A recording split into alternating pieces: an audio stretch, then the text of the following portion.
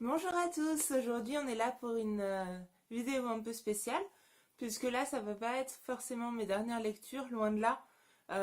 Comme certains le savent, je pars bientôt faire quelques pays d'Europe, et donc j'ai décidé de vous parler de quelques titres de chaque pays où je vais passer.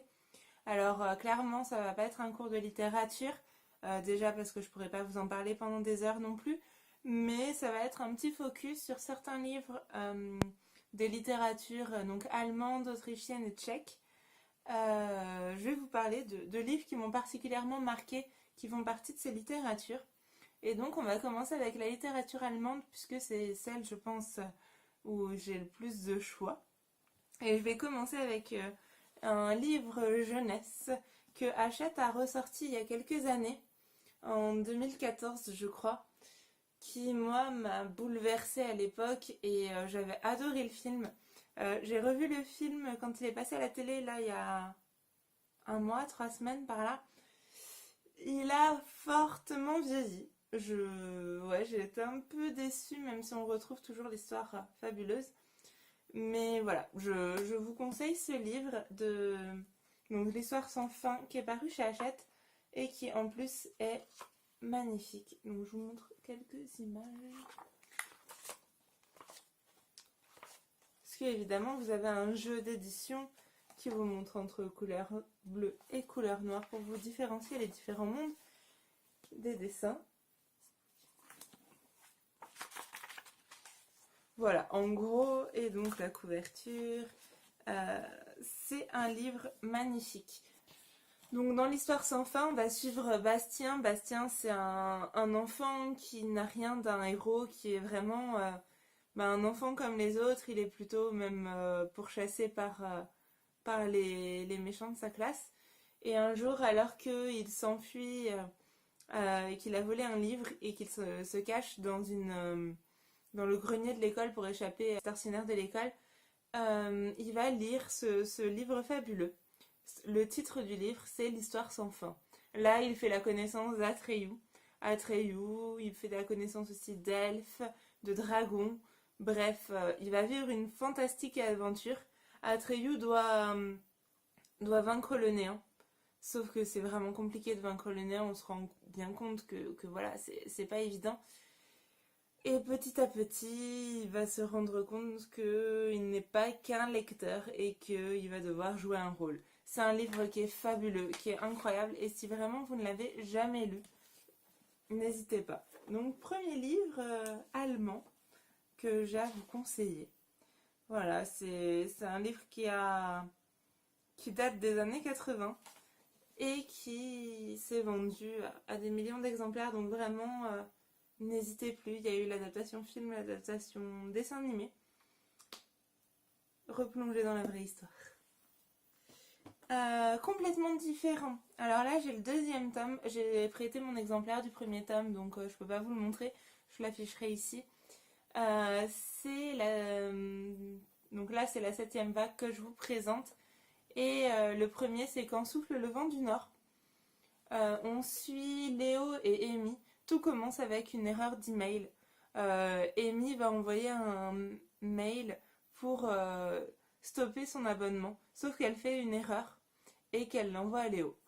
Va alors commencer un échange entre les deux, un échange de mails, où finalement petit à petit ils vont se dévoiler de plus en plus l'un à l'autre. On n'a pas envie de lâcher. Ça a été adapté en théâtre l'année dernière, il me semble. J'étais voir la pièce de théâtre à Paris. C'était vraiment très très bien aussi. Enfin, ça valait vraiment le détour. Le deuxième tome, la 7e vague, j'avoue qu'à la fin du premier, on est un peu stoppé dans notre histoire et on a envie d'une suite. Même si à la réflexion, ça aurait très bien pu suffire. Le deuxième tome, c'est un peu une petite légère déception. Finalement, j'aurais préféré qu'on s'arrête à la fin de Quand souffle le vent du Nord.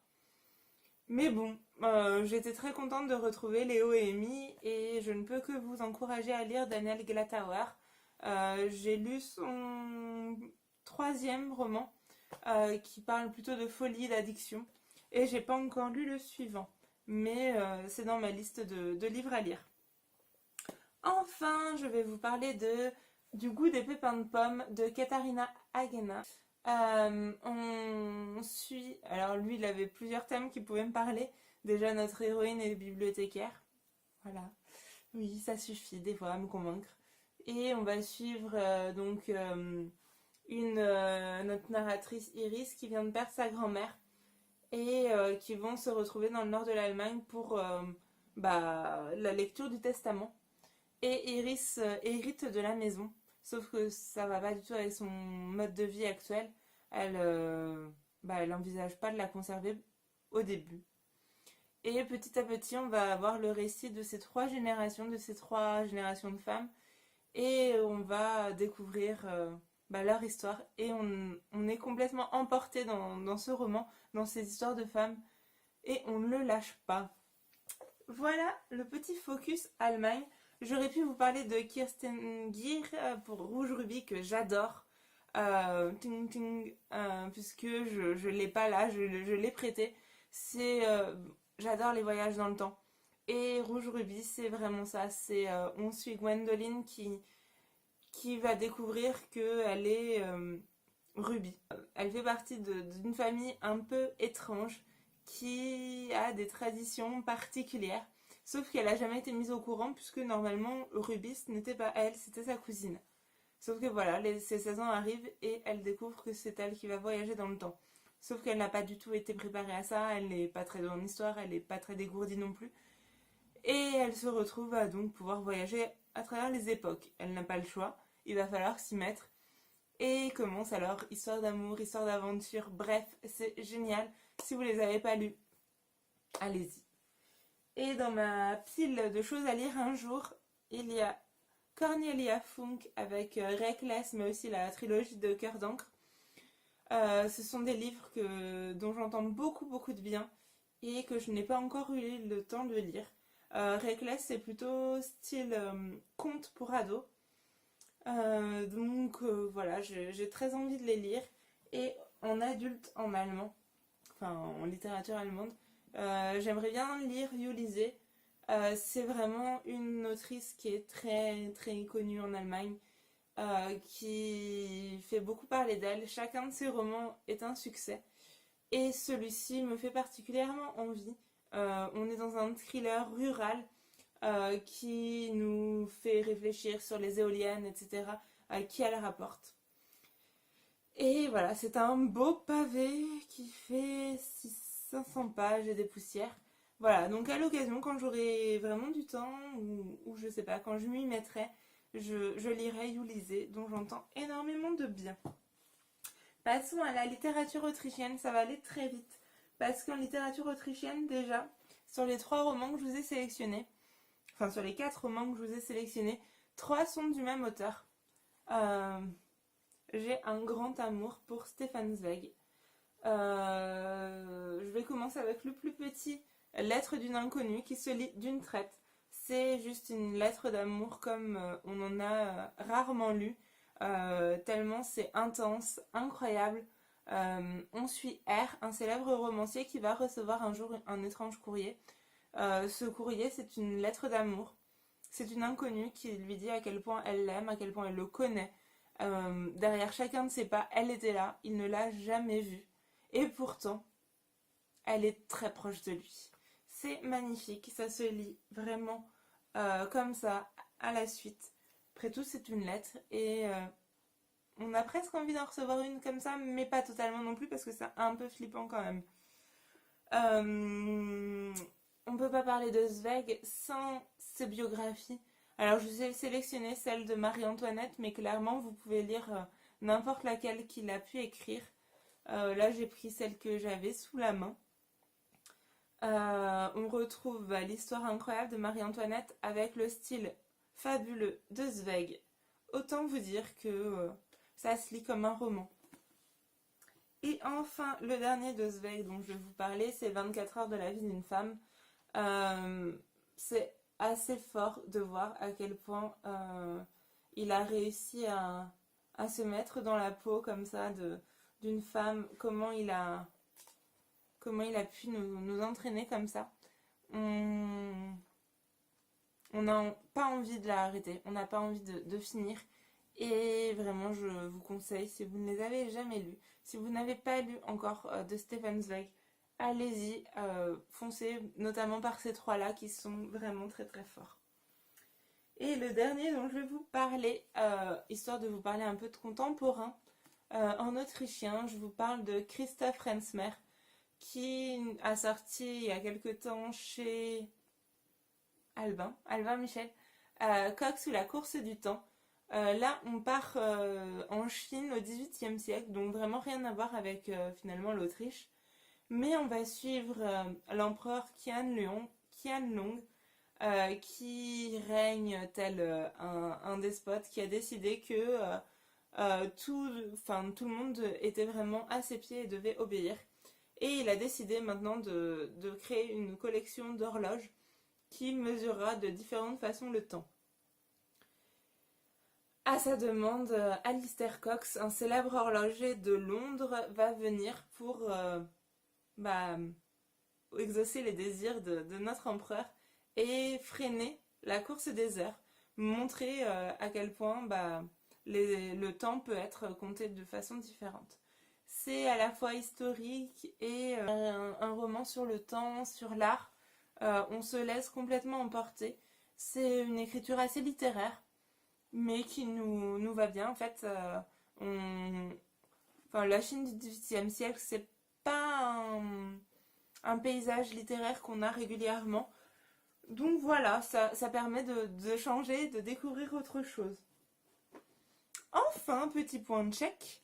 Alors, je sais, les puristes ont des grandes questions sur doit-on placer Kafka en Autriche, en Allemagne, en Tchéquie.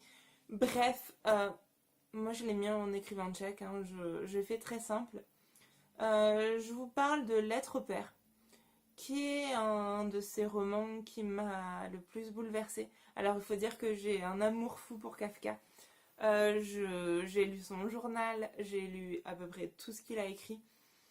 J'ai pas pu vous montrer les autres romans puisque globalement ils sont tous rangés chez mes parents ou quoi. Mais voilà, je ne peux que vous conseiller n'importe lequel. Je pense que Prague sera une grande visite. Bref, je vais me promener sur les traces de Kafka. C'est très beau. La lettre père, c'est encore une lettre. Après la lettre d'une inconnue, voici la lettre de Kafka à son père. C'est une lettre qui est plus qu'émouvante. On ne peut pas ne pas ressentir quelque chose en la lisant, en tout cas, même si on ne se reconnaît pas forcément dedans. Mais on sent toutes les émotions de Kafka quand il l'a écrite.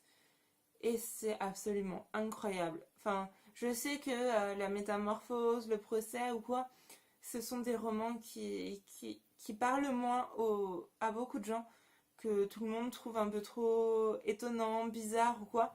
Là, vraiment, on reste ancré dans le réel et c'est une bonne façon de commencer pour lire Kafka. Et je peux que vous encourager à lire et après à lire tout le reste parce que vraiment, Kafka est un auteur absolument fabuleux qu'il faut avoir lu et que je ne peux que vous encourager à découvrir si ce n'est pas déjà fait. Pareil, je vous parle d'un auteur tchèque maintenant qui, même s'il a émigré aux États-Unis depuis, mais bon, voilà. C'est un roman qui est sorti à la rentrée d'hiver dernière, si je ne me trompe pas. Non, à la rentrée littéraire de l'année dernière, en fait, tout simplement.